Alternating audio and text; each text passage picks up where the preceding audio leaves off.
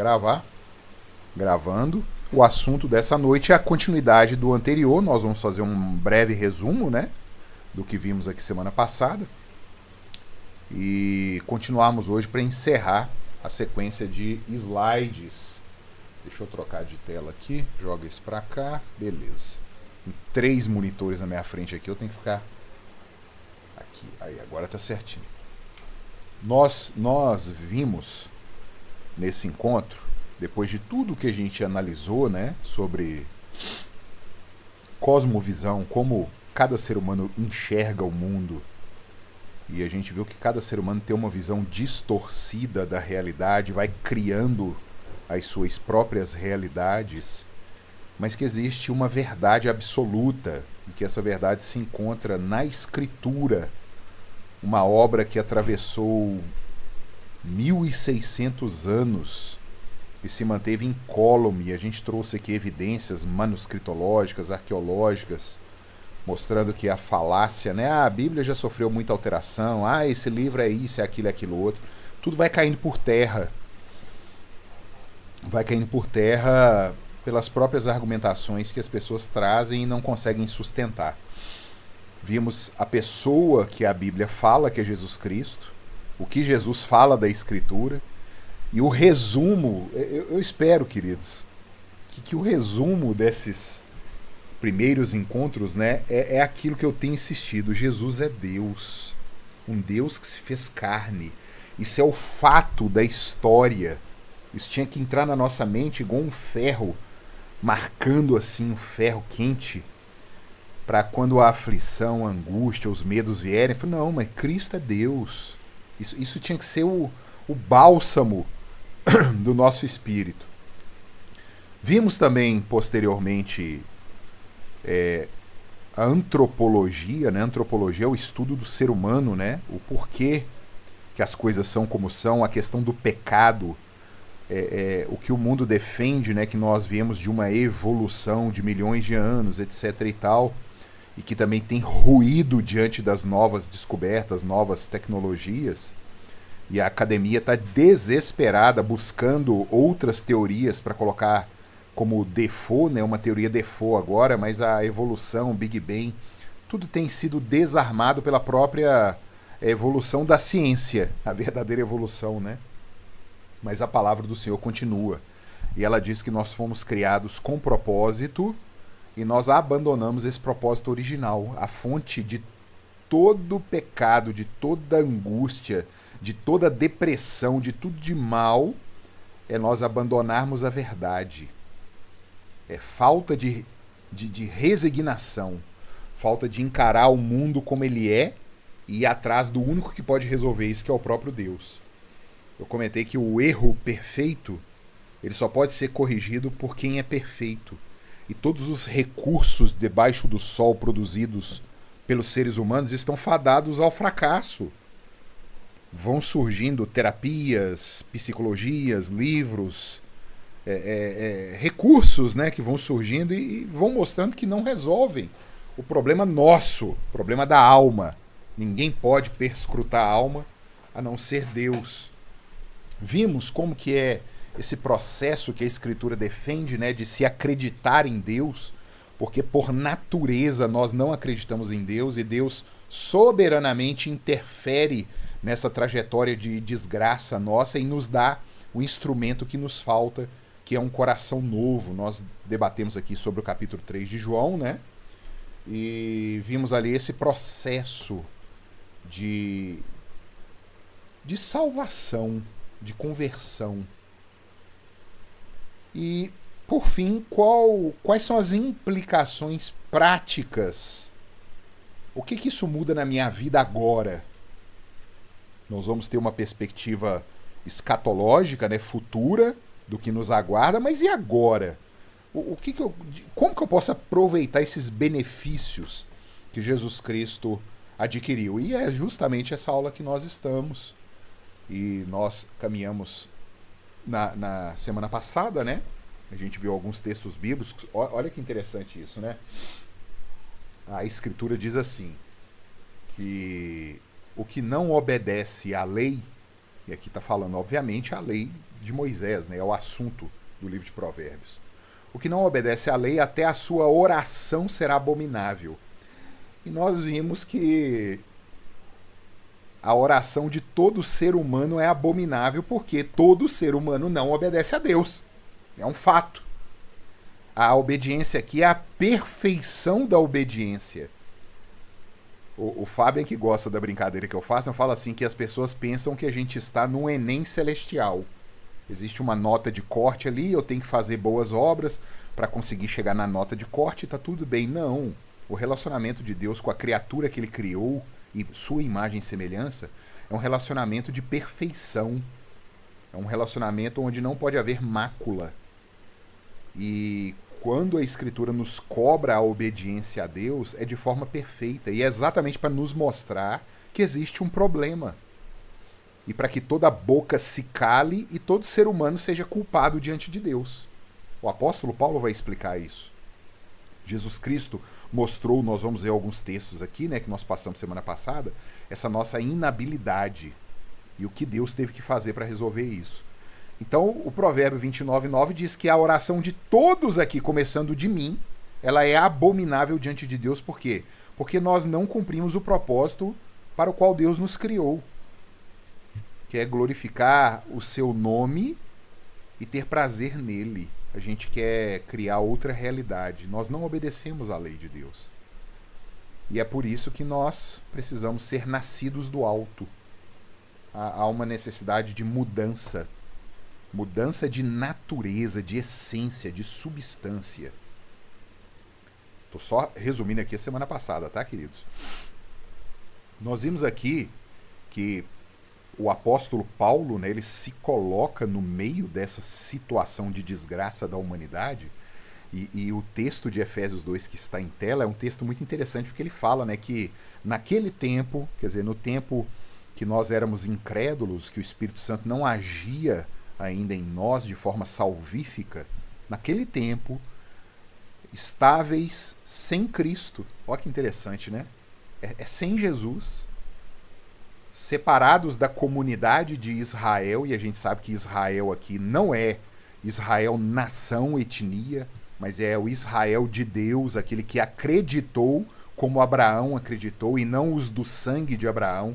Isso é muito bem explicado no Novo Testamento também.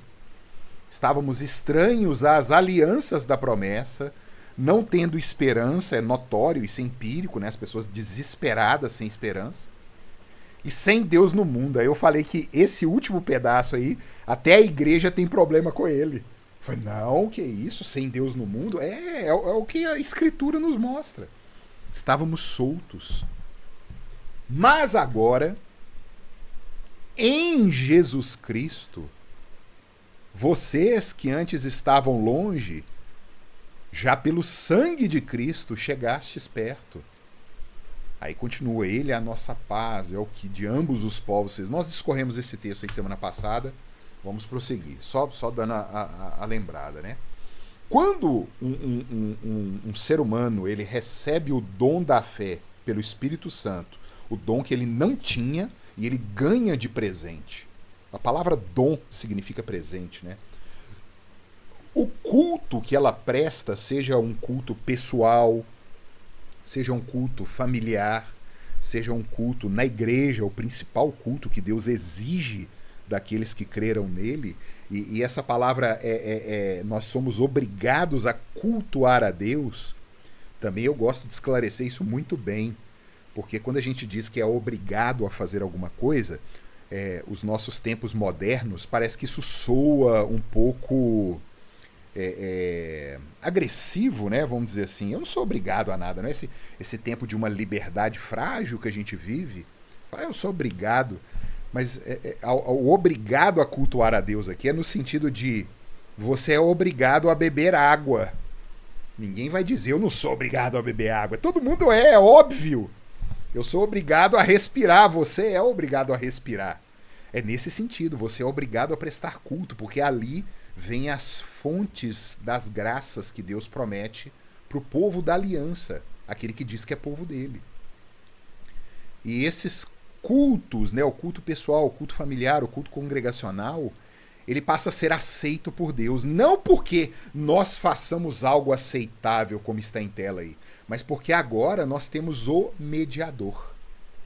A pureza, a santidade, a majestade de Deus, ela é tamanha que qualquer criatura que se achega a ele sem o mediador, ela é destruída. Não é porque Deus é mau, não, é por causa da pureza. Eu acho interessante aqueles aparelhos de ressonância magnética, né? Quando uma pessoa vai fazer ressonância magnética, ela responde um questionário e ele pergunta se ela possui algum tipo de prótese de metal. Que ela precisou operar um pino, um parafuso de metal em algum osso, né? Porque se ela tiver, ela não pode fazer a ressonância, porque ela vai estourar. Aquele pino vai ser arrancado de dentro dela.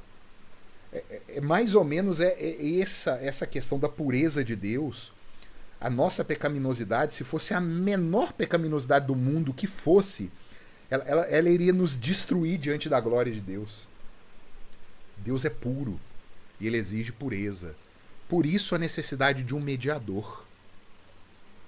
E a partir dessa renovação da vida naquele que creu, nós vamos nos aplicar ao que ordena as Escrituras. A lei, que era um escrito de dívida, que era para mostrar que todo ser humano é indesculpável, para aqueles que receberam o dom da graça de Deus, agora eles reconhecem realmente que a lei é pura e que eles não são. Mas que a partir daquele momento, tendo o mediador que é Jesus Cristo, elas podem obedecer à lei e a lei passou a ser uma bênção na vida delas. Quando eu digo obedecer à lei, obviamente, muito cheio ainda de fraquezas, de imperfeições, mas é Jesus quem as justifica diante de Deus. Vamos prosseguir. Aí nós vimos uma série de textos aqui, né? Por exemplo, esse texto de Elias no Monte Carmelo, é quando o povo renova o pacto com Deus, e a primeira coisa que Elias faz é restaurar o culto. Olha que interessante, né? Um povo pecador que havia abandonado a Deus, que estava sofrendo juízo, sofrimento, angústia. Quando o profeta chega para trazer a mensagem do Senhor, se eles iriam continuar adorando ao Deus falso, que eles adorassem. Mas se eles quisessem adorar a Yahvé, o Deus da aliança, mas que adorassem a Yahvé, mas não ficasse cocheando entre dois pensamentos. A gente não pode ter dois senhores. É um Deus só. E aí o povo começa a ver ali a bobagem que eles fizeram, e Elias, para restaurar o pacto e um desafio que ele fez aos profetas, aos falsos profetas, Elias restaura o culto. Sempre é assim. Quando Deus encontra no caminho dessa vida um pecador, para dar ao pecador o arrependimento e a fé, a primeira coisa que é restaurada é o culto. O culto passa a ser aceito. Vamos prosseguir, queridos. Apocalipse também, a gente debateu sobre esse texto aí, né? Que a nossa mazela ela é tão grande que João, um homem velho de guerra, escrevendo o último documento da Bíblia, quando João tem a visão de um anjo, qual que é o ímpeto de João? Ajoelhar diante do anjo. O próprio anjo exorta João. João, não faz isso. Eu sou uma criatura como você. Eu sou um conservo como você. Adora a Deus. A gente vê que o pecado ele fez um estrago tão grande que até aqueles que acreditaram de fato, o Espírito Santo converteu, ainda vivem uma guerra. Uma luta para buscar a santidade e para abandonar os seus ídolos. Ídolo é qualquer coisa que toma o lugar de Deus. Quando a gente fala a palavra ídolo, essa palavra está muito ligada a imagens, né? Especialmente a Igreja Católica, a imagem lá do santo, de gesso, de madeira. Mas aquilo ali é a idolatria mais escrachada que existe. Existe uma idolatria muito pior. Uma idolatria sutil, que é a idolatria que está no coração. A idolatria pelo trabalho, a idolatria pela escola, pela academia, pelos diplomas, pelo network que você tem. É o pior tipo de idolatria que existe. Confiar em tudo e todos, menos em Deus. É o pior tipo de idolatria que existe. E João aqui estava cometendo a idolatria diante de um anjo. Ele ajoelhando diante de um anjo. E o anjo repreendendo. Vamos continuar. Trouxe a nossa confissão de fé, né? Sobre o culto que é restaurado e que nós somos obrigados, como somos obrigados a beber água, a respirar. Agora o crente ele tem vida quando ele se ajunta com a igreja, com os irmãos, quando ele se envolve, quando ele é amparado na igreja, quando ele é machucado na igreja. Às vezes nós vamos ser machucados na igreja, é para o nosso crescimento, é para o nosso amadurecimento. É para Deus nos provar e nos mostrar que ainda precisamos evoluir muito. É interessante isso. Ô, Vamos pastor, prosseguir. tudo bem? Oi? Opa! Pastor, será que você me permitia discordar um pouco desse ponto aí? Por favor, vamos argumentar biblicamente. Eu só queria falar o seguinte, a gente é machucado na igreja, assim, para crescer, com certeza. Isso. Mas às vezes não. Eu digo isso baseado na realidade, porque você mesmo disse que na igreja tem trigo e tem joio. Com certeza. E Deus vai usar o joio, viu? Deus vai usar o joio. Vai usar o joio, vai usar Satanás, vai usar tudo pro bem assim, daquele que o ama. Mas como eu já vi, por exemplo, Nicodemos falar, pessoa que vamos falar assim, que tá com Deus, ela vai te admoestar no amor, não é verdade? Ô João, isso é o que se exige na escritura, mas nem sempre acontece, viu? Entendi. Isso é o que é exigido de nós. Deus vira na escritura e fala assim: sede santos porque eu sou santo. Você é santo da maneira que Deus pede que você seja? Você tá vendo? É óbvio que não. Exato. Existe na escritura. Foi boa essa colocação do João, viu, gente? Presta atenção. Na escritura existe a vontade de Deus. Para nós, a palavra, né, o termo vontade é um só. No grego, não. No grego eu tenho duas palavras para diferenciar o que o escritor bíblico está querendo dizer. Uma palavra é telema. Telema é a vontade de preceito de Deus. Deus, ele preceitua, seja santo. Só que nós escorregamos ainda, nós temos dificuldade, nós falhamos, nós pecamos. Mas o preceito de Deus continua lá, sede santo. É a palavra telema. A outra palavra usada para vontade, para vontade de Deus, é bulê. Bulê é uma vontade de decreto. Quando Deus vira e fala assim, que ele tem a vontade que o seu eleito se salve, é o decreto dele. E vai acontecer. Você entendeu? Então a gente tem que tomar cuidado, porque o apóstolo Paulo ele fala muito claramente que todas as coisas cooperam para o bem daqueles que amam a Deus. Nossa, pastor, mas eu fui aí numa igreja que era até uma seita, nem era uma igreja, e lá eu fui machucado, as pessoas fizeram isso, aquilo outro. Cooperou para o seu bem. Cooperou para o seu bem. De uma forma que nós não conseguimos compreender, Deus ele vai construindo a estrada da redenção com os pecados que nós oferecemos para ele. E muitas vezes a gente é machucado dentro da igreja, uma igreja está agindo de uma forma que não glorifica a Deus, e ela vai ser punida por causa disso, mas é para filtrar realmente aqueles que são e os que não são. Os que não são, eles vão desistir, falar, é isso aqui que é ser crente, que isso que é igreja, eu vou embora. Ele estava ali por um outro interesse, não era para a glória de Deus. Mas aquele que entendeu a salvação, ele vai continuar na estrada. Jesus Cristo ele fala que quando o pé, eu vou usar aqui, né, a oliveira, ela está com fruto, né? A oliveira somos nós, e nós estamos dando frutos para Deus. Jesus Cristo fala que ela precisa ser limpa. Ele vai limpar ela, limpar é colher, né? Colher o fruto, para ela dar mais fruto ainda. E esse colher o fruto são as aflições. São as angústias que nós vamos passar. É isso que vai mostrar que a gente é crente mesmo. E a gente vai progredindo de fé em fé e glória em glória. Então você pode ter certeza, João, e qualquer um que está me escutando aqui, todos os sofrimentos pelos quais você passou, seja dentro da igreja, seja no trabalho, seja na escola, seja com familiares, com amigos, se você é de fato um eleito de Deus e o Espírito Santo tem operado, Ele usou esse fato para o seu bem. E muitas vezes nós não vamos compreender isso. Tranquilo, João? Ô, pastor, mas mesmo assim eu discordo de algum ponto aí, que é o seguinte: tudo bem que a pessoa que abandonar a Cristo, realmente esse não é um eleito de Deus, eu concordo. Mas agora, se ele sair de igreja X para ir para a igreja Z ou Y, né, vamos supor que na igreja X ele sofre abusos, é roubado, perde até a cueca, desculpa falar Não, isso. pode, mas é o que acontece mesmo. Na situação dessas, vamos supor que ele sai desse tipo de igreja, procura uma igreja mais correta, eu acho que aí ele não está apostatando, não, você não concorda? Não, de jeito nenhum, mas que hora que eu falei isso? Eu falei que essa igreja que ele saiu e que é uma falsa igreja, cooperou pro bem dele para mostrar a ele que existe um evangelho verdadeiro. Entendi. Sim. Agora eu coloquei errado sua colocação. Exatamente. Isso aí. Você entendeu? Existe um episódio em Isaías capítulo 10, quem quiser examinar depois, lá a partir do versículo 5. Olha só.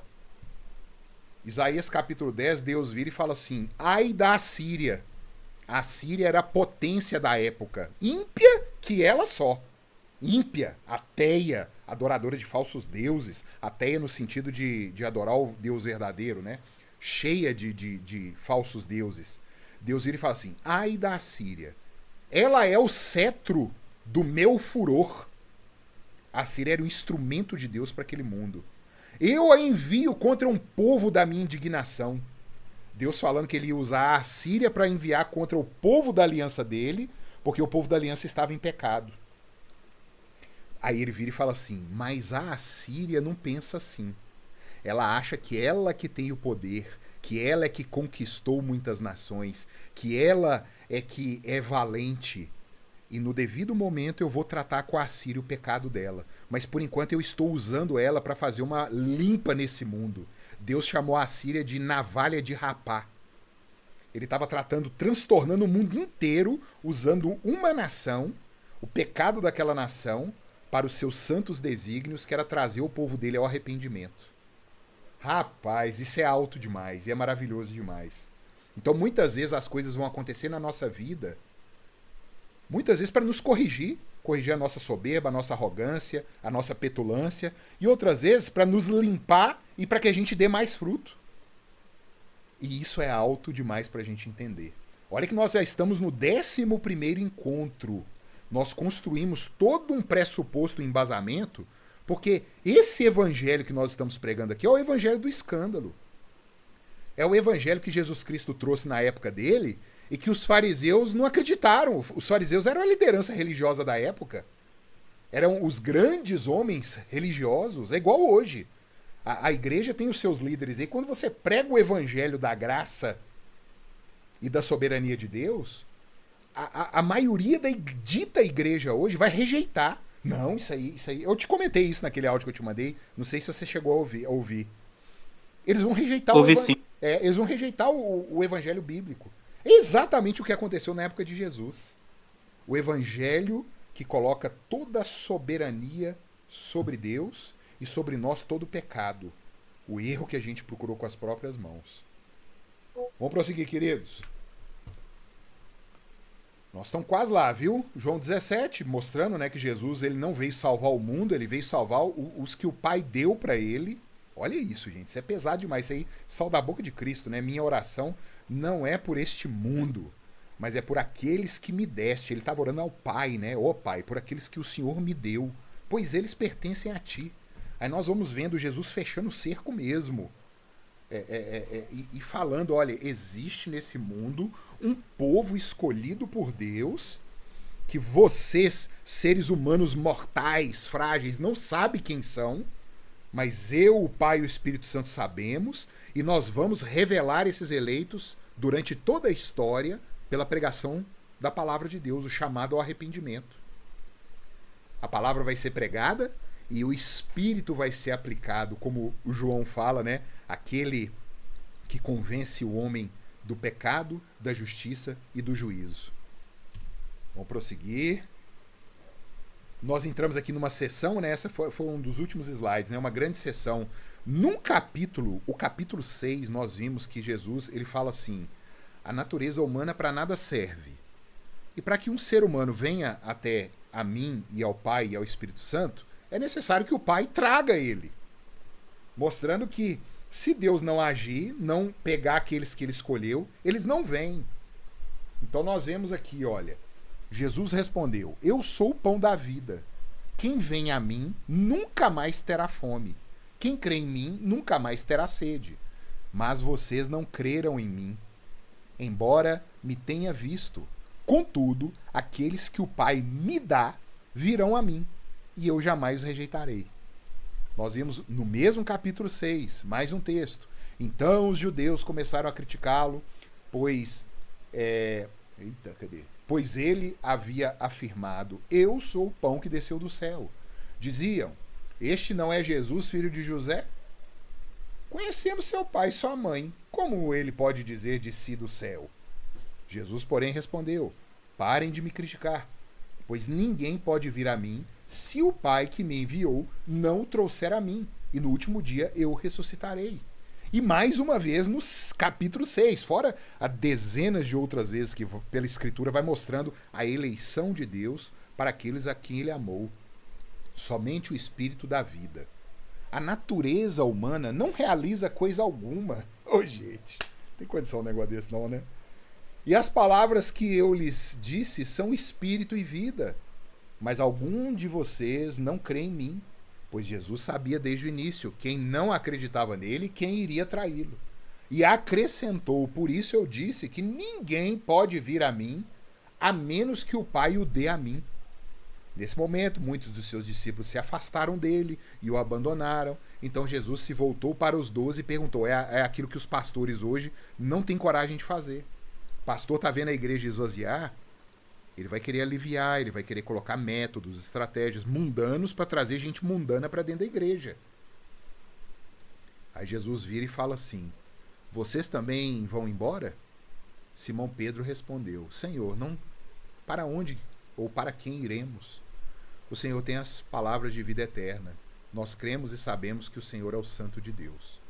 Então, irmãos, nós vamos ter neste mundo instituições que creem nesse evangelho, instituições que criaram um outro evangelho para aliviar a situação e por interesses escusos, né, que não querem perder membresia, perder receita, esse tipo de coisa, exatamente como era nos tempos bíblicos, nos tempos apostólicos e durante os tempos proféticos, e aí vai.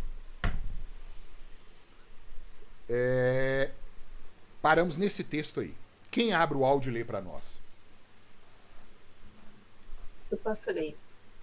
E visto como os filhos participam da carne e do sangue, também ele participou das mesmas coisas, para que pela morte aniquilasse o que tinha o império da morte, isto é, o diabo, e livrasse todos os que, com medo da morte, estavam por toda a vida sujeitos à servidão. Porque, na verdade, ele não tomou os anjos, mas tomou a descendência de Abraão.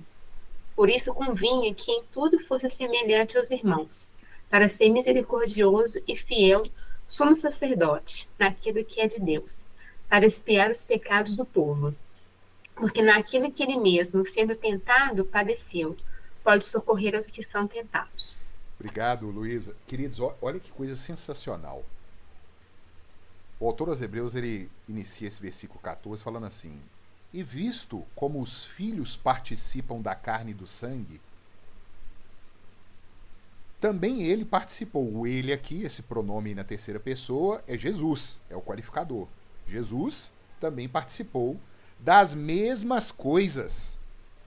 Olha que, queridos, quando nós empreendemos o ato de fé pelo dom que Deus nos dá, nós nos tornamos família de Deus.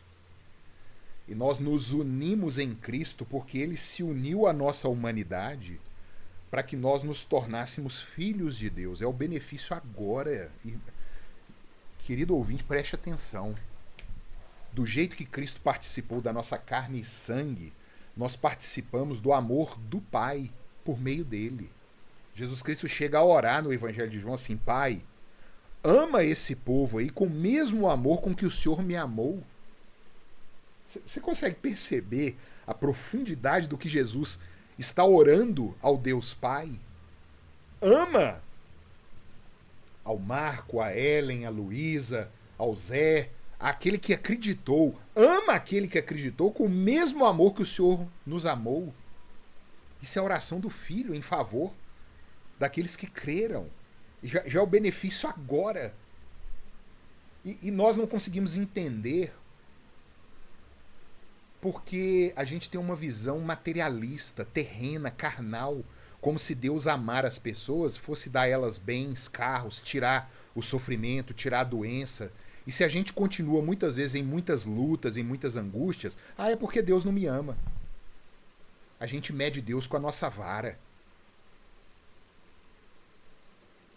Mas esse trabalho que nós fazemos em examinar as Escrituras é exatamente mostrar o contrário.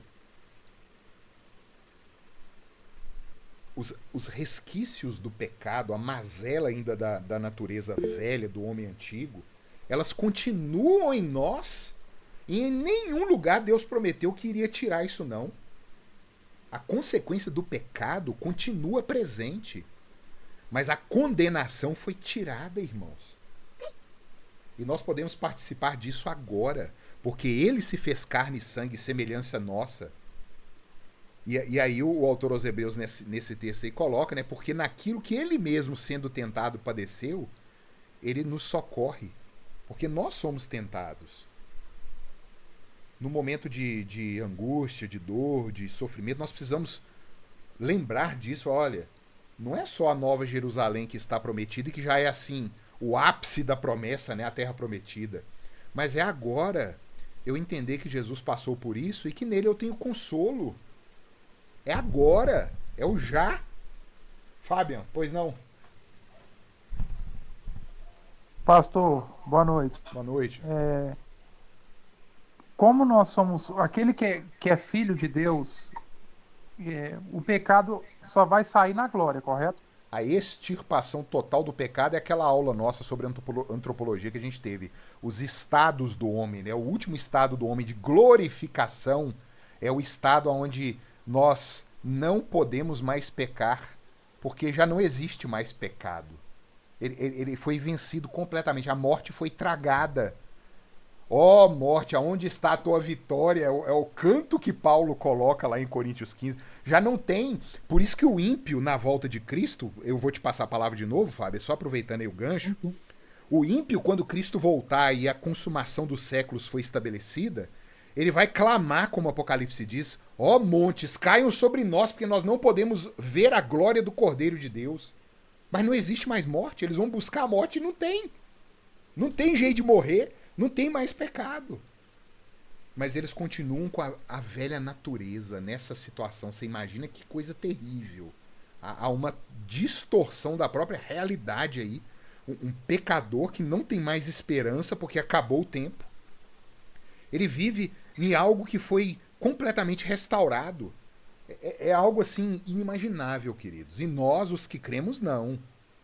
Pela obra de Cristo e os méritos dele, esse estado lá já não existe mais. Não tem mais. É a glorificação do homem. Pode continuar, Fábio. Só para finalizar a dúvida, então aquele que creu verdadeiramente está sendo disciplinado por Deus, ele vai ser disciplinado o resto da vida até para ir para esse estágio? Sim. Diz que o próprio Jesus Cristo aprendeu a obediência pelo sofrimento.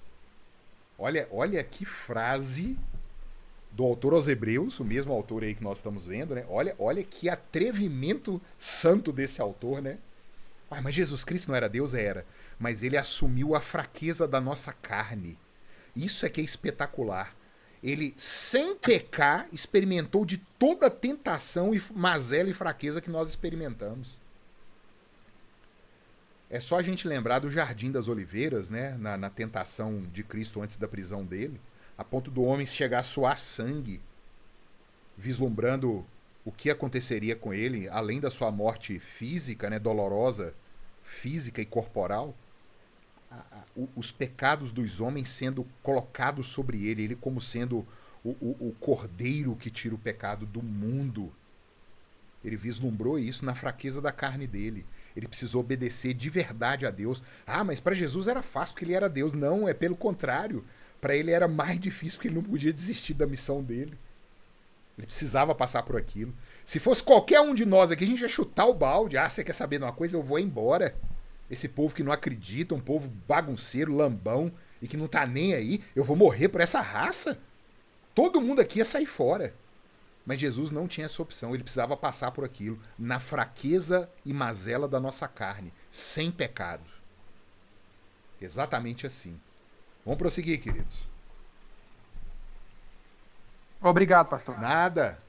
Gente, eu acho, eu não sei, né? Quem lê esses dois textos para nós aí? Olha a promessa de Ezequiel, né? 500 anos antes de Cristo. Eu leio, pastor. Por favor, meu irmão. E dar-vos-ei um coração novo, e porei dentro de vós um espírito novo, e tirarei da vossa carne o coração de pedra, e vos darei um coração de carne. E porei dentro de vós o meu espírito, e farei que andeis nos meus estatutos, e guardeis os meus juízos e os observeis. Ezequiel 36, 26 e 27. Isso. Precisa de mais alguma coisa aí, irmãos? A promessa do novo nascimento, né? Pode ler o próximo, o Fábio. Então vos lembrareis dos vossos maus caminhos e dos vossos feitos que não foram bons, e tereis nojo em vós mesmos das vossas iniquidades e das vossas abominações. Não é por amor de vós que eu faço isso, diz o Senhor Deus. Notório vos seja, envergonhei-vos e confundi-vos por causa dos vossos caminhos, ó casa de Israel. Olha isso, né? Lembrando aí, irmãos. Ó casa de Israel, a promessa é completa. Nós somos o Israel, né? É o Israel de Deus. Ô, João, olha um texto desse hoje para esse povo aí, que nosso debate hoje, né, via áudio. Não é por amor de vós que eu faço isso. Deus, ele começa esse texto de Ezequiel 36 dizendo que ele ia vindicar a santidade do nome dele. Porque ele tinha um compromisso com o próprio nome, o juramento que ele pôs sobre ele mesmo. Não havendo alguém acima dele para jurar, ele jurou pelo próprio nome. Por isso que esse povo fica doido, não? Porque esse negócio de doutrina da graça, de reforma protestante, que Deus tem que achar um motivo em nós para nos salvar. Não. É pelo amor do nome dele. E isso é tão maravilhoso, isso descansa tanto que não é por minha causa, e que eu posso confiar que Deus se mantém fiel à sua promessa, que Malaquias, no capítulo 3, versículo 6, Deus vira e fala assim: eu sou o Senhor e eu não mudo. Por isso vocês, casa de Israel, não são destruídos. Olha isso. É porque ele não muda. Porque a gente dá toda a razão para ele nos destruir.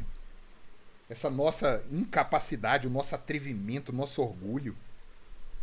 Mas ele mantém fiel ao nome dele, não é por amor de nós. Ô pastor, Diga. Só uma pergunta simples. Assim, os meus amigos ateus, seja que for, ímpios, talvez eu seja, não sei, porque a gente nunca sabe quem que a gente realmente é, né?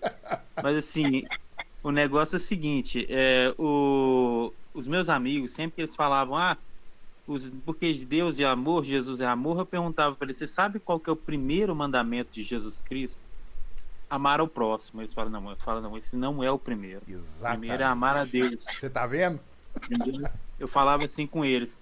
Eu reparava que boa parte dos católicos, eles tiraram o primeiro mandamento e ficaram só com o segundo. Eu reparei isso também.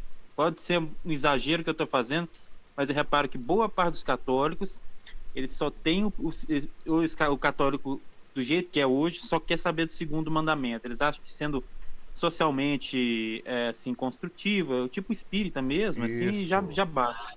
Então eu quero saber o seguinte. É isso mesmo que você falou, você não está exagerando não, tá? É uma visão sociológica da escritura. Isso, pastor. Eu queria saber então, para o protestante, para o calvinista, qual que é a função do amor ao próximo na salvação? Porque, tudo bem, a gente fez um crime, o nosso antepassado, Adão, fez um crime contra Deus, isso deu todo esse problemado que a gente tem hoje aqui em cima. Então a gente tem uma dívida com Deus acima de tudo, não com o próximo, né? Acima de tudo com Deus. Perfeito. Então, assim, tudo bem. Essa coisa mais importante, o primeiro mandamento, a gente fazer a gente se redimir com Deus, assim, pela graça, pela fé, Pela né? morte Então, de assim, Cristo. pela morte de Cristo, exatamente. Mas qual que é o papel do segundo mandamento, então, na nossa salvação? De amar ao próximo? Sim. Nenhum. Porque eu vou amar o meu próximo porque Deus me salvou para isso. Agora, Entendi. sendo um filho de Deus, se eu não fizer, é porque eu não sou um filho de Deus. É Entendi, inerente à entendi. natureza do santo. Você entendeu? Uhum. É, Entendi completamente. imagina o seguinte. Cara, como é que eu vou te dar um exemplo aqui? Eu plantei um pé de limão. Peguei uma sementinha de limão e plantei um limoeiro. Tô ali regando limão, etc e tal. No devido tempo, depois de anos ali, aquele limoeiro cresce e ele começa a produzir frutos. Aí eu chego diante daquela árvore e falo assim: que miséria. Essa árvore não me deu manga. O que você vai falar comigo? Fala, Ricardo, você tá ficando louco? Você plantou um limoeiro, você vai colher limão, você não vai colher manga dela, não. O que esperar de alguém que se diz crente e que não ama ao seu próximo? É o limoeiro produzindo limão. Manga. Então, não houve o processo de renovação nele. Essa que é a questão. Cara, a sua pergunta ela é tão pertinente porque existem pessoas que socialmente, aí a gente volta àquela visão sociológica, né? Elas fazem obras, elas querem ajudar o próximo, elas querem cumprir a lei de Deus, né? O primeiro e grande mandamento, como você corretamente defendeu, é amar a Deus sobre todas as coisas, de todo o coração, de toda a tua alma, de todo o teu entendimento. É o que Jesus responde o fariseu lá em Mateus 19, se eu não me engano. O versículo eu não me lembro aqui não. E em segundo lugar, e semelhante a esse, Jesus completa: amar ao teu próximo como a ti mesmo.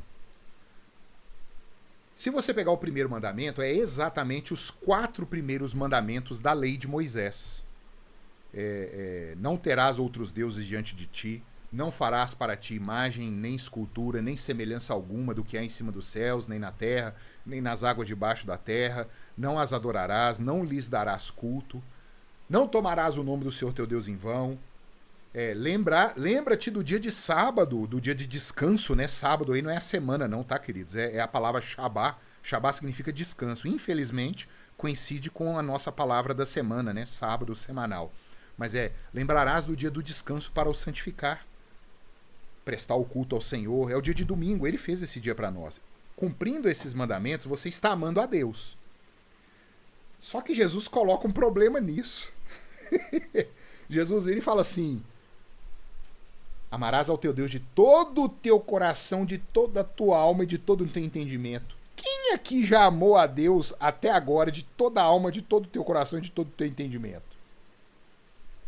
Nem ao próximo como a mim mesmo eu amei. Nenhum dos dois. Ninguém cumpriu. Já tem um problema aí. Você vê que se você quer viver baseado na obediência da lei, você tem um problema. A perfeição. E em segundo, e semelhante a esse, né, Jesus completa: amar ao teu próximo, que é: honra teu pai e tua mãe, não matarás, não furtarás, não adulterarás, não darás falso testemunho, não cobiçarás o que é do teu próximo. Você está vendo que Jesus ele resumiu os 10 mandamentos de Moisés em 2? Você quer amar a Deus? Ele resumiu tudo, do Antigo Testamento inteiro. Exato, tanto que ele fala. Jesus fala nesse texto em Mateus 19 assim: amarás ao Senhor teu Deus de toda a tua alma, de todo o teu coração e de todo o teu entendimento, e semelhante a este mandamento, amarás ao teu próximo como a ti mesmo, pois isso depende toda a lei e os profetas. Lei e profetas é o resumo de Antigo Testamento. Disso depende o Antigo Testamento. Então já mostra que, baseado na lei, nós não somos aceitos diante de Deus. Por quê? Porque a gente não cumpre isso. É só ser honesto. Mas, especialmente a dita igreja hoje, ela tem uma tentativa de se justificar diante de Deus baseado nos próprios méritos. Ela não entendeu diante de quem a gente está. É diante do perfeito juiz. E aquele que é perfeito juiz vai julgar de forma perfeita. E quando ele olhar para mim e ver as vezes que eu não honrei meu pai e minha mãe, e ver as vezes em que eu odiei o meu próximo, e ver as vezes que eu cobicei, que eu levantei falso testemunho, que eu olhei para a mulher de forma indecente, e ver as vezes que eu não o amei de toda a alma, de todo entendimento, de todo o coração. Acabou, cara. Acabou. Então, amar ao próximo, finalizando aí, você já disse que já entendeu, né?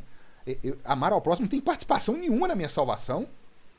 Amar ao próximo é a bênção que Deus deixou para nós, para provar que somos filhos dele. Porque a fé sem obra é morta. Eu tenho muita fé. Mas cadê a obra? Cadê o resultado da fé? É essa que é a questão. Não é para se alcançar a salvação. É em decorrência da salvação. Há uma inversão. Finalizando aqui pra gente tocar a bola pra frente, Paulo ele fala em Efésios, né? Porque pela graça sois salvos mediante a fé. Isso não vem de vós, é dom de Deus. Não de obras, para que ninguém se glorie. Pois somos feitura de Deus, criados em Cristo Jesus, para as boas obras. E não é por causa das boas obras. Isso aí já mata o problema. Para as boas obras, as quais estavam preparadas de antemão para que andássemos nelas. Se eu não amo meu próximo, como que eu posso me dizer um crente? Se as obras já estavam lá para que eu andasse nelas de antemão. Consegue entender a ordem que Deus vai colocando nas coisas? Consigo. Inclusive, Hernandes Dias Lopes, ele coloca que somos salvos pela graça mediante a fé para as boas obras. Para Concorda? as. Tá vendo? Para as boas obras. Exato. Apóstolo Paulo, Efésios, capítulo 2, a partir do versículo 8. Vamos tocar, gente. Vamos tocar que o tempo tá acabando.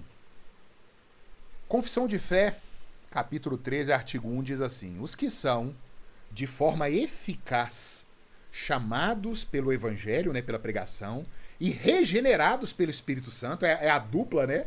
Não é a dupla dinâmica, não, que ai de mim brincar com o nome do Espírito Santo, né? Mas é essa parceria, pregação da palavra, operação do Espírito Santo. Tendo criado em si um novo coração e um novo espírito, nós lemos isso aqui lá em Ezequiel. Eu vou dar o espírito, eu vou dar um novo coração. São, além disso, santificados real e pessoalmente. É a resposta da pergunta do João. Para que eu vou amar o próximo então? Que participação tem isso na minha salvação? Nenhuma. Mas agora, sendo salvos, você foi realmente santificado. Pela virtude da morte e ressurreição de Cristo. Pela sua palavra, pelo seu espírito que neles habita. O domínio do corpo do pecado é neles todo destruído, e as suas várias concupiscências são mais e mais enfraquecidas e mortificadas. E eles são mais e mais vivificados e fortalecidos em todas as graças salvadoras, para a prática da verdadeira santidade, sem a qual ninguém verá a Deus.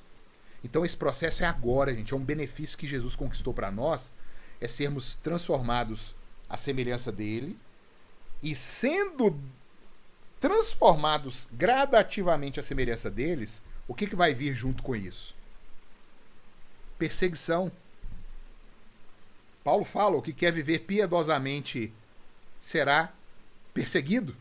Jesus fala no Sermão do Monte, bem-aventurados sois quando por minha causa vos injuriarem e mentirem sobre vós e dizerem tudo quanto é coisa maldita de vós. Gente, Jesus é tão claro, se o mundo odiou, o mundo vai odiar aquele que é dele. Se eu tenho uma igreja, um pastor, uma liderança que está sendo ovacionada pelo mundo, que está indo dar entrevista lá na Rede Globo, que estão batendo palma para ele não é crente. É simples assim. Mas a gente tem caído no engodo. Se a gente ficar parecido com Jesus, o mundo ia amar mais a igreja. Mentira! É exatamente o contrário. Se a gente parecer com Cristo, o mundo vai nos odiar. Porque nós vamos falar a verdade. Olha, a sua homossexualidade é pecado. Olha, a sua avareza é pecado. Olha, o jeito que você está tratando a sua esposa é pecaminoso. Olha, o jeito que você está tratando seu marido é pecado, seus filhos. Olha, você está tirando vantagem fazendo gato na conta de luz, fazendo gato na água. Isso está errado. O mundo vai te odiar. É simples assim. Pastor, na situação dessa, você não trabalha, você não tem amigos, você vai ser preso, tudo isso. Bem-aventurado sois se por minha causa acontecer isso. Ai, gente, vamos seguir. Quem lê para nós aí Filipenses 2?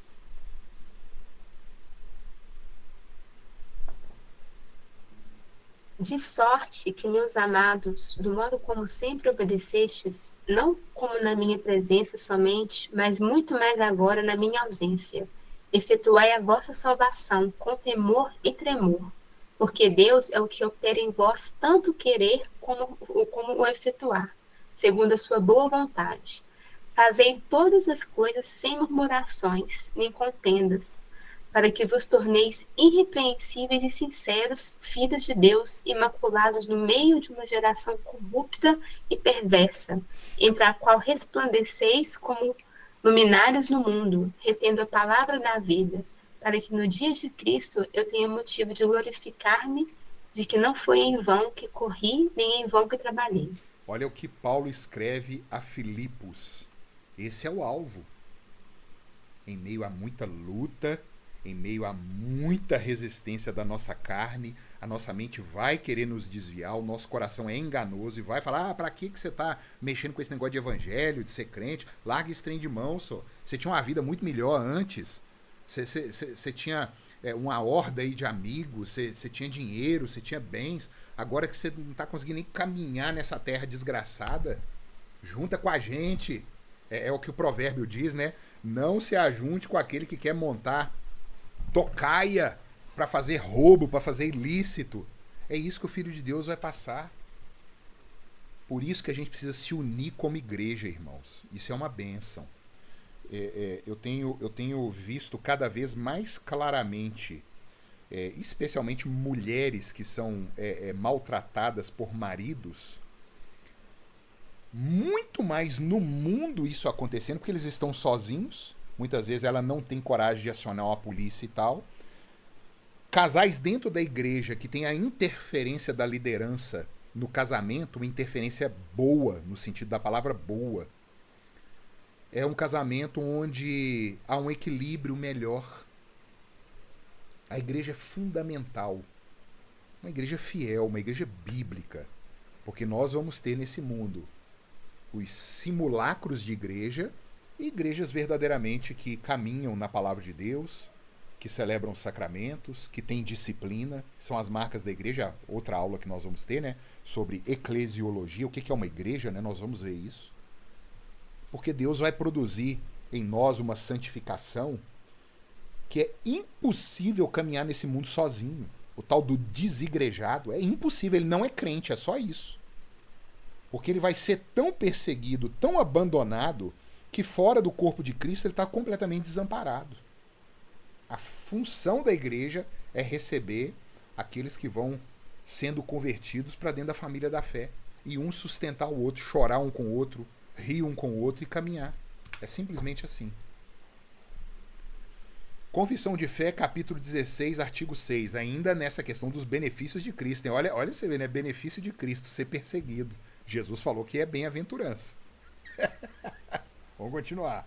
Não obstante o que havemos dito, sendo aceitas por meio de Jesus, as pessoas dos crentes, também são aceitas em Jesus as obras deles. Vocês estão vendo? Antes não era. Até a oração é abominável. Foi o primeiro texto que a gente leu aqui.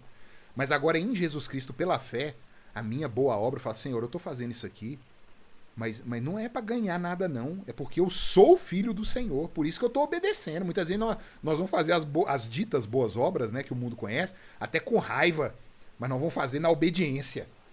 Existe uma parábola que Jesus fala assim, que o pai chegou para um dos filhos e falou assim, meu filho, faz tal coisa. O filho falou, não, eu vou fazer, meu pai. Aí foi e não fez. Chegou para o outro filho, filho, faz tal coisa. O filho diz, não vou fazer não, pai. Mas depois ele foi lá e fez. Qual foi justificado? É o que obedeceu, por quê? Porque é o pai. Eu vou obedecer porque eu sou filho de Deus. Com muita luta e muita resistência. E essa santificação ela vai progredindo.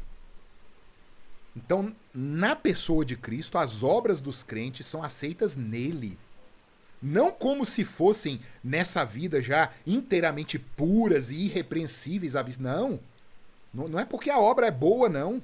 tá pura, tá sem mácula, mas é porque Deus, considerando essas obras no seu Filho, é servido em aceitar e recompensar aquilo que é sincero, embora seja acompanhado ainda de muita fraqueza e imperfeição. Vocês estão vendo o que é justificação pela fé? É isso aí, ó. Pensa no homem mais santo da Bíblia aí que você conheceu. Para mim são dois, é Samuel e Daniel. Você vê pouca... Daniel, a gente não vê nenhuma repreensão de Deus contra Daniel. Samuel ainda, Deus deu nele uma chamada quando ele estava chorando lá por causa de Saul.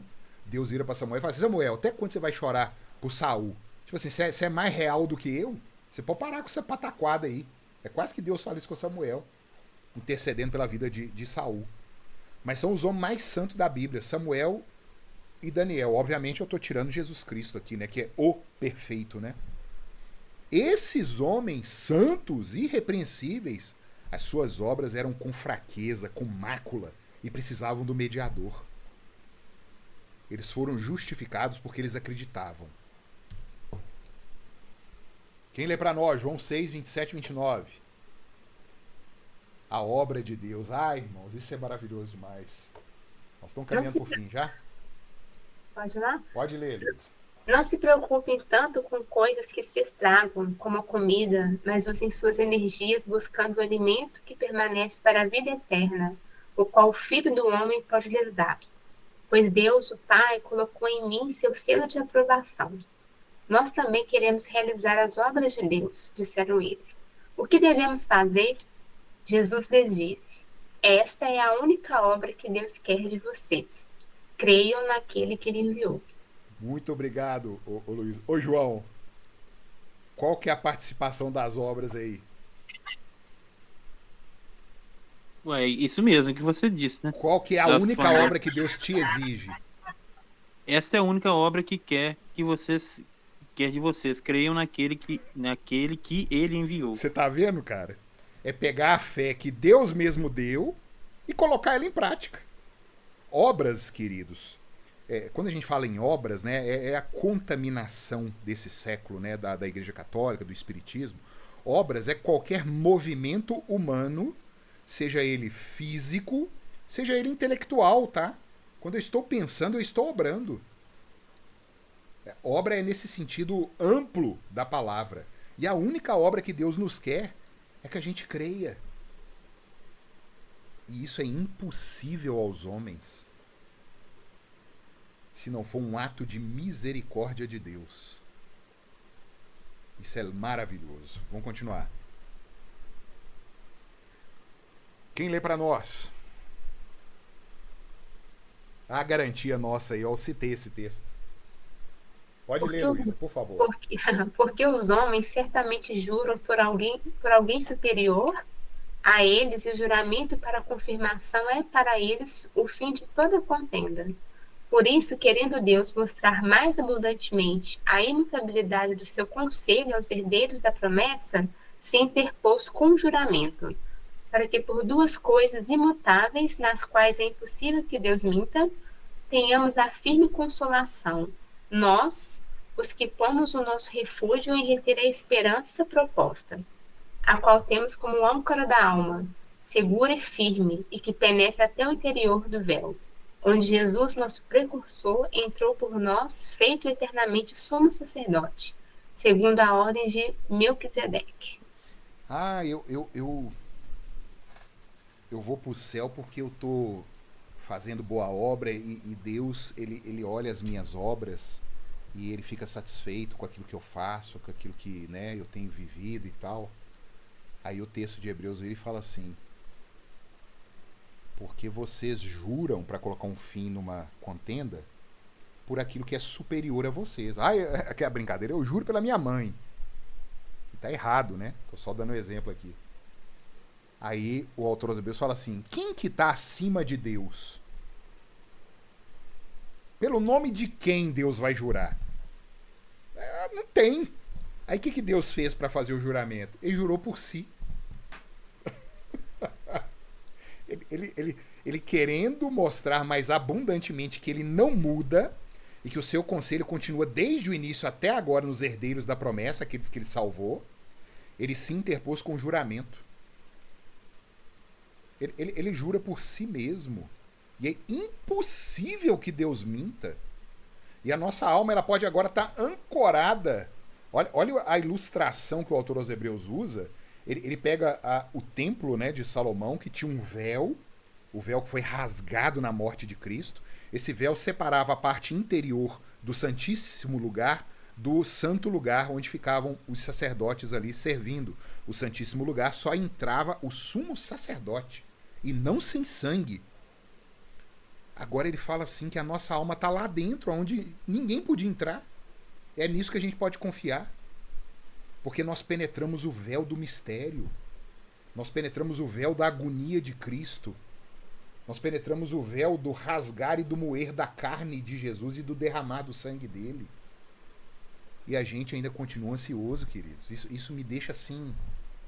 Aí eu lembro de Paulo em Romanos 7, né? Que eu não compreendo a forma de agir. Porque eu sei intelectualmente essas verdades, mas por que eu não vivo isso? Por que eu estou angustiado com o dia de amanhã, achando que é eu que tenho que fazer e acontecer? Eu não estou defendendo ninguém ser vagabundo aqui não, tá? Longe disso. Eu estou falando, trabalhem duro, mas por que você fica colocando sua esperança no trabalho ao invés de colocar a esperança naquele que dá o trabalho? É essa que é a questão. Naquele que dá a saúde, naquele que dá a inteligência, naquele de quem tudo pertence, de quem tudo vem, porque dele, por meio dele, para ele são todas as coisas. É essa inversão de mente que a Escritura se propõe a fazer, e ela vai fazer naqueles que são comprados pelo sangue de Jesus Cristo. Partindo para o final, queridos, eu sempre tenho colocado, né, olha, sinceridade e honestidade mesmo que na dúvida. A gente precisa ser honesto e sincero. Antes de ser nascido do alto, estamos estranhos às alianças da promessa, sem esperança, sem Cristo e sem Deus. Nós lemos isso aí nesse texto. Tem muito crente que acha que depois que virou crente, a situação dele tá a mesma coisa, que ele tinha Deus antes. E se você ler a Bíblia e mostrar para ele, falar, ó, você não tinha Deus não, tá? Ele vai achar ruim. E ele se diz crente. Vocês estão vendo a situação lastimável que a gente vive hoje?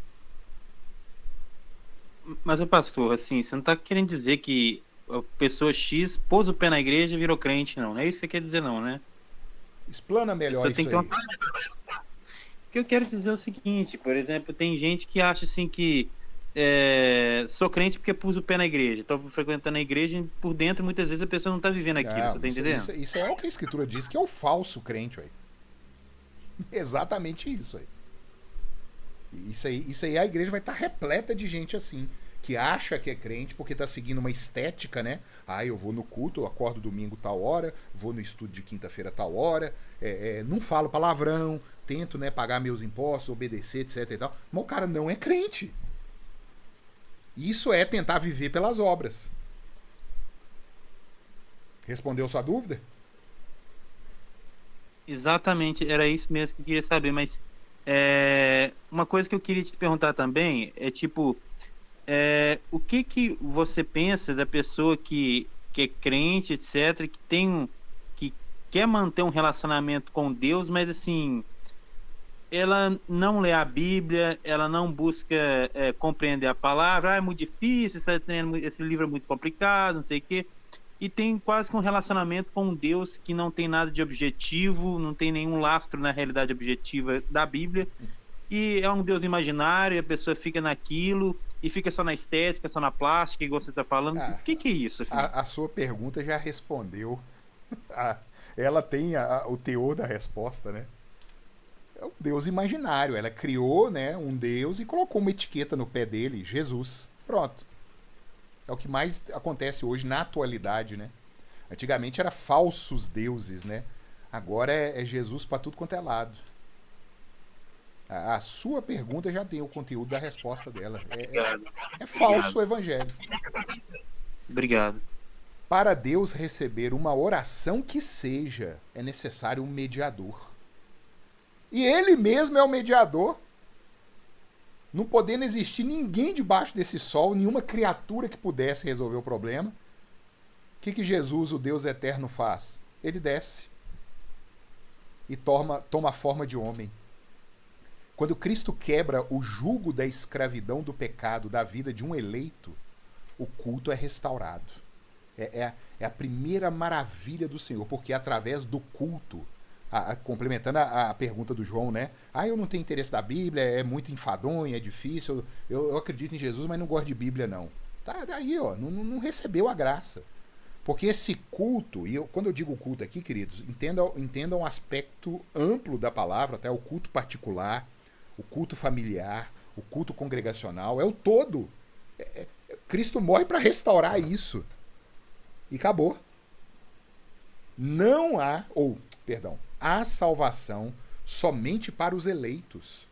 O sangue foi derramado para eles. Nós lemos aqui inúmeros textos, Jesus categoricamente dizendo: eu não estou orando, eu não salvo o mundo, eu salvo os eleitos de todo o mundo.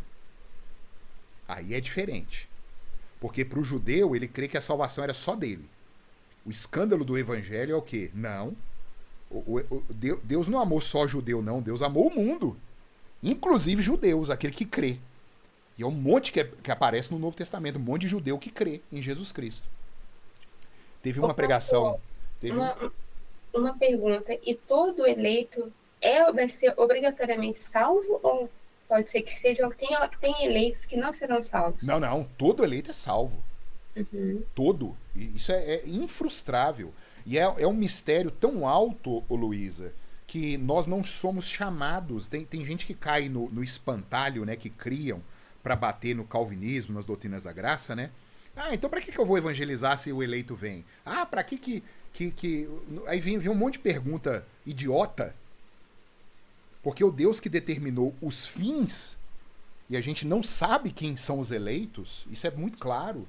O Deus que determinou os fins é o Deus que estabeleceu os meios, que é a pregação da palavra, que é a oração, que é a busca dos eleitos nesse mundo pelo Evangelho. A própria Escritura responde. Entendi. Tanto que aí fala, né, ela olha, há salvação somente para os eleitos. O sangue foi derramado para eles. E quem são eles? Não sabemos. O que nós sabemos é que eles ouvirão a voz de Cristo e virão.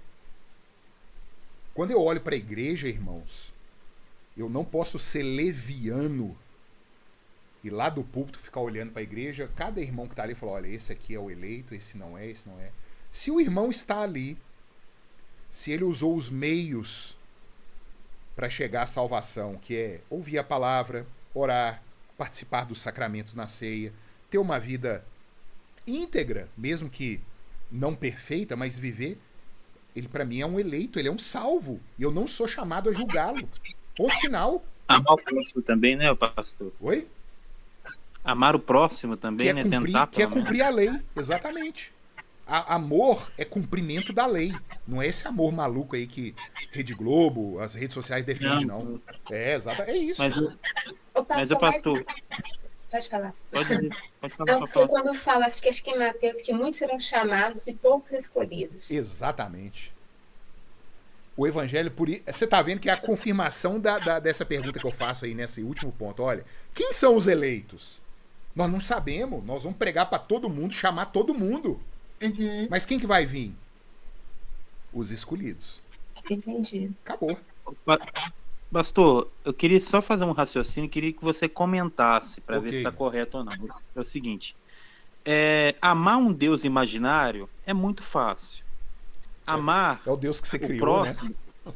Isso, Deus que você criou, Deus que você está dentro da sua cabeça, dentro do seu ventre, é fácil.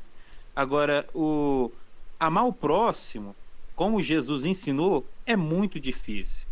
Mas amar o Deus verdadeiro parece mais difícil ainda se você olhar dentro da ótica da lei, tá certo? É absolutamente certo. Você tá vendo por que a gente precisa da graça e da misericórdia? Certamente. É o que Jesus... Gente, nós acabamos de falar aqui, Jesus fala, né? Amar a Deus sobre todas as coisas, de toda a tua alma, teu coração e teu entendimento.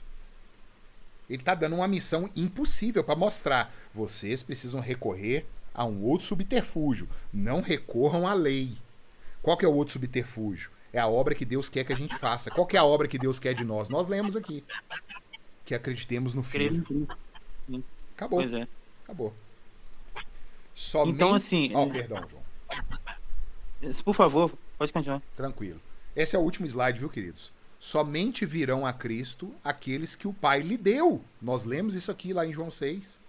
Todas as promessas anunciadas desde a queda da humanidade se cumprem em Cristo Deus. Nós lemos aqui Ezequiel 36.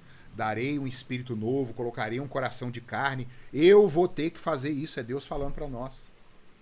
As boas obras, sejam físicas ou intelectuais, como eu comentei, né? Os bons pensamentos, as boas ações, o respeito, o amor, a caridade, sem um mediador, elas são ofensa a Deus. Por quê? Porque é alguém tentando conquistar algo de Deus, fazendo uma barganha, uma troca. Pois elas são oferecidas como uma moeda de troca. A única obra que Deus requer dos filhos é que creiam naquele que ele enviou. Nós lemos isso aqui. Deus jurou por si, pois não há alguém maior do que ele. E isso aqui vocês deitam e colocam essa frase no travesseiro de vocês. Deus jurou por si mesmo, porque não há ninguém maior do que ele. E ele jurou que ele vai cumprir a promessa. E muitas vezes, meu querido ouvinte, vocês serão atacados pela incredulidade, pelo medo. Será que Deus fez isso por mim mesmo? Será que eu mereci tão grande amor? A resposta já está dada. Não! Você não mereceu nada. Mas ele te amou. Rapaz, quantas vezes um filho faz raiva na gente? Mas um filho desobediente não deixa de ser filho. E o pai vai corrigir. O pai que ama corrige, é o que Deus fala. Por isso, vocês são açoitados com a disciplina. Porque se não fossem, seriam bastardos. Deus colocou essa imagem de pai e filho entre nós para mostrar aquilo que ele é nosso. Quando um filho desobedece o pai e se torna rebelde, ele não deixa de ser do sangue do pai, não. Ele continua sendo filho. E Deus, que está muito acima de nós, quando um filho dele se torna rebelde, ele vai buscar e costuma arrancar pedaço, viu? Costuma quebrar uma coluna do filho, costuma quebrar um pé, costuma arrancar um olho, costuma arrancar dinheiro, trabalho, arranca tudo. Para ver se o filho volta. E volta. E volta. Agora, se o camarada diz que é filho e continua sem disciplina, ele é bastardo, é o que a palavra diz. Ponto final. Se não há correção, sois bastardos. Queridos, Deus abençoe. Finalizamos aqui. Graças a Deus. Obrigado. Ai, um abraço e até semana que vem. Pois não, meu irmão. Só uma última colocação. Por favor, por exemplo, o que eu estava querendo dizer com todo esse blá blá blá que eu aprontei a respeito do amor, etc., é que imagina você. Tchau. Imagina você se eu tento ser crente, etc., e de repente fica muito fácil eu ficar servindo um Deus imaginário, né, igual eu vejo isso com frequência, as pessoas em diversas denominações, e ao mesmo tempo eu estou lá do lado, vamos pegar aqui a Luísa como exemplo, eu lá, a minha irmã em Cristo, eu estou lá invejando ela, eu estou lá assim, como que eu falo, destilando veneno assim nela, e sabe, isso aí eu vejo demais, e eu penso o seguinte, gente, é importante, é fundamental amar o próximo. Se você não está amando o próximo, que testemunho que você está dando, entendeu, pastor? Porque é muito fácil você ficar servindo um Deus que você está imaginando, que você tem só que vestir uma calça de tergal e colocar uma Bíblia debaixo do braço, um paletó. Você entendeu o que eu quero dizer, pastor? Eu estou conseguindo passar a mensagem? Com certeza. A dificuldade é como amar, né? Exatamente. Pessoal, vão existir situações de crentes. Olha, eu vou entrar aqui um pouquinho no assunto de igreja, tá? A estrutura da igreja que Jesus Cristo deixou. Por que nós não temos condição de olhar para alguém que se diz crente, que cometeu determinado pecado, e falar assim, lá, esse aí não é crente, não? Porque Jesus Cristo instituiu uma maneira de se disciplinar um crente. Primeiramente, vai ter com teu irmão. Aconteceu na igreja lá, um homem adulterou. Adultério. É o trem mais terrível que acontece, né? Adultério. Primeira coisa que os membros fazem na igreja, aí ó, não é crente não. Foi, que isso, meu irmão? Ele é seu irmão. E ele tá precisando de apoio, por quê? Porque ele caiu em pecado. Verdade. Aí eu vou lá, vou conversar, vou tentar reconciliar, vamos tentar tratar, vamos... foi ter com teu irmão, o teu irmão não te ouviu? Chama uma testemunha. Vai tentar resolver o problema. Vamos caminhar mais uma milha. Dá a capa, se ele te pediu o manto. É isso que Jesus nos ensina. Muitas vezes, queridos, muitas vezes acontecem pecados escabrosos com pessoas na igreja. É mais para mostrar às outras pessoas o que elas são do que aquela pessoa que caiu no pecado. Uhum. A igreja tem que estender a mão. Tirar ele. Sim. Não, mas ele continua duro. Eu fui com a testemunha, ele não resolveu. Chama a liderança da igreja. Faz uma denúncia. Mostra, expõe a pessoa à liderança da igreja. Ela não atendeu. Isso é Mateus 18, viu, querido? Vocês leem aí. Eu não tô tirando isso da minha cabeça, não. Mateus 18. Jesus instrui. Se ela não atender a igreja, aí considera ela gentílica e publicana. Ela está excomungada da igreja. A partir daquele momento, ela não é mais minha irmã na fé. Ponto final. Foram feitas todas as tentativas, tudo aquilo que a Escritura prescreve para um irmão que está em pecado. Mas se ele chegou nesse nível e não se curvou, aí ele deixou de ser irmão. Falou, agora você pode viver a sua vida do jeito que você quiser, mas fora da igreja. Ele é um desgraçado, ele está fora da graça do Senhor. E tem gente só terminando, João, e tem gente que vai voltar ainda, viu, irmãos? Se aquela pessoa lá na frente se arrepender, se curvar e quiser voltar e se humilhar, a igreja tem que recebê-la, ela vai ser restaurada e ela volta a ser um irmão na fé. Ela vai fazer uma pública profissão de fé, porque até então não era tudo falso. Tudo falso. Tudo que ela serviu na igreja, tudo que fez, o batismo, a profissão de fé, as ceias que ela tomou indignamente, tudo falso, porque ninguém perde a salvação. A Escritura garante isso, então ela era uma falsa crente. Mas eu não tenho como saber, é isso que eu quero deixar o ponto aqui, pra gente tomar cuidado quando individualmente nós julgarmos alguém. Nós não temos essa prerrogativa. Cristo deu essa prerrogativa aos passos que ele ordenou em Mateus capítulo 18. Compreendo, pastor.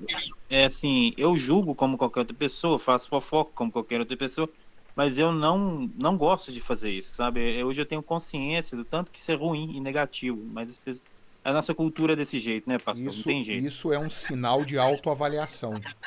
Não é você que está incomodado, é o Espírito Santo que vai começar a te mostrar, João, coisas que você faz e que você precisa mudar. Igual ele faz com todo mundo que crê. Muitas vezes nós vamos apontar o dedo e na hora o Espírito Santo vai fazer, opa, e você que, né, que é do cu riscado também e faz isso, faz aquilo outro. Entendi. É exatamente pastor, mas isso. Assim, eu não vou tomar seu tempo, não, é muitas dúvidas que eu tenho. Vão trocando ideia e não fica chateado se eu demorar a responder não, porque tem dia que o bicho tá pegando. Não, mas fica lá guardadinho, você pode mandar pra mim. Eu tive uma formação de muito preconceito em relação ao crente, sabe? Eu fui formado no mundo, então o que acontece?